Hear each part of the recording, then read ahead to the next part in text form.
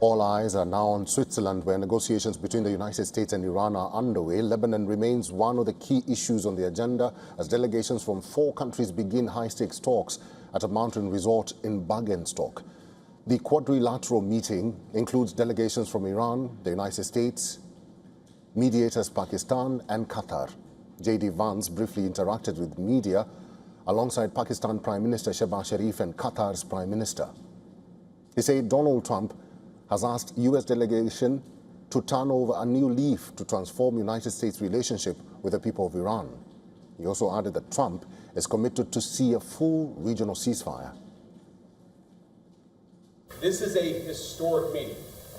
Never before, outside of Islamabad and here, so outside the last few months, never before has the Iranian and American leadership met at such a high level. What the president has asked us to do is turn over a new leaf to transform our relationship with the people of Iran. Heading into the direct talks, Iran has drawn a red line for the United States, and the negotiations for final deal will not start without the end of war in Lebanon, and Tehran will not relinquish its right to enrich uranium.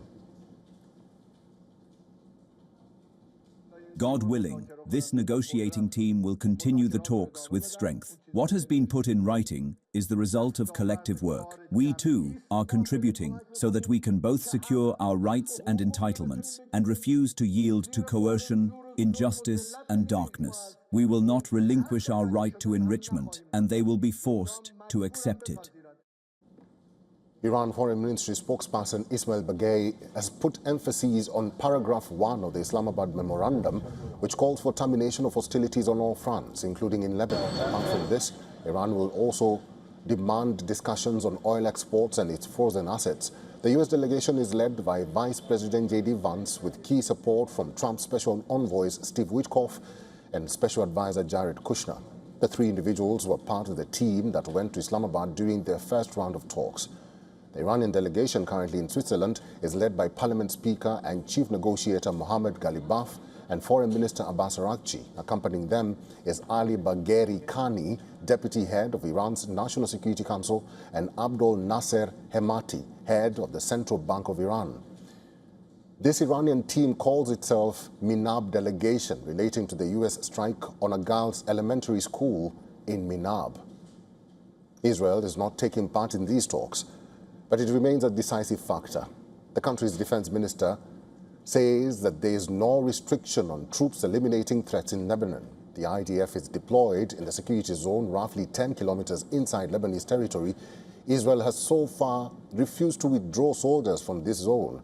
Iran has once again closed the Strait of Hormuz in response to continued Israeli strikes inside Lebanon. President Trump finds himself in the middle of Netanyahu's insistence on operational autonomy in Lebanon and Iran's insistence of total peace.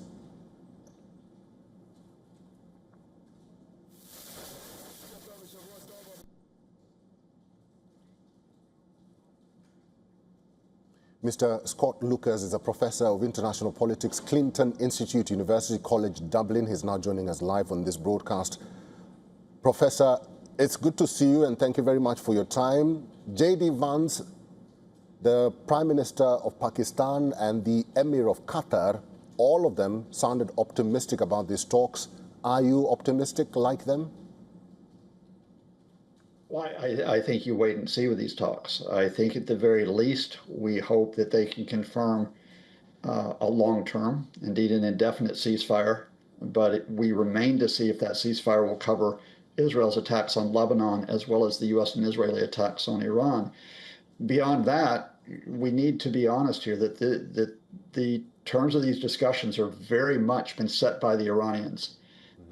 They are getting a lot of what they want, not just in terms of surviving this war, but getting political advantage out of it. That includes getting management over the Strait of Hormuz as they reopen it. In return for reopening it, we're talking about potentially hundreds of billions of dollars they'll receive from the lifting of U.S. sanctions, from unfreezing of assets, and from Investment and Reconstruction Fund. They've succeeded in deferring the nuclear issue to a later stage in the talks, and in doing so to maintain a civilian nuclear enrichment program, albeit at a lower level. And Professor, of course, they are able to... Professor, just to add on your point, I found it interesting that the Iranian team, during the opening statements by J.D. Vance and the Prime Minister of Pakistan and also the Emir of Qatar, that Iran did not make a statement during the opening of these talks.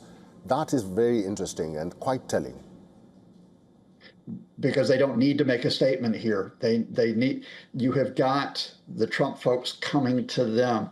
Take apart that J.D. Vance statement. Remember that we are less than 3 months ago, the Americans as well as the Israelis were trying to bomb that regime out of existence. They killed the supreme leader. They killed dozens of officials and commanders. Now you have J.D. Vance saying effectively, these are people we can deal with in the regime. Indeed, he is praising this as an unprecedented moment since 1979. Never have we had talks at this high level. So now the Iranians have succeeded in being treated as equals of the Americans and doing so on their terms. But I do have to reinforce what you said at the start, that the hopes for these talks to advance, and J.D. Vance's personal hopes, which are bound up with this, as he hopes to run for president in 2028, they are bound up with whether or not the Israelis stop those attacks in southern Lebanon as they try to establish a zone of long-term occupation there. Professor, and just on that last point, because J.D. Vance was asked twice about Israel's participation in these talks, and he was also asked how he's going to deal with Netanyahu. He avoided to answer that question. He actually said that we are focused on peace talks. We are not focused on Israel at this moment. He's kind of tippy-toeing on the Israel issue. A bit, but it was interesting that he actually said that the two key issues he wanted to be there for were the nuclear issue. That's the Trump folks' rationale, and then the Lebanon issue. So he sort of signaled that, yes, he is going to basically play on the Iranians' turf, as it were, of saying that something has to be done about the Israeli attacks on Lebanon.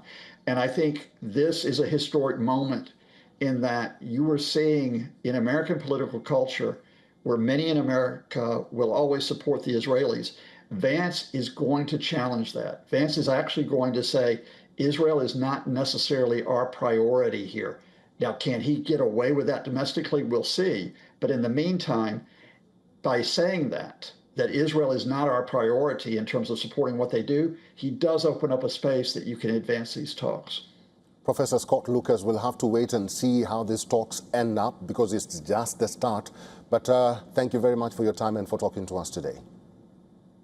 Thanks to you and your viewers.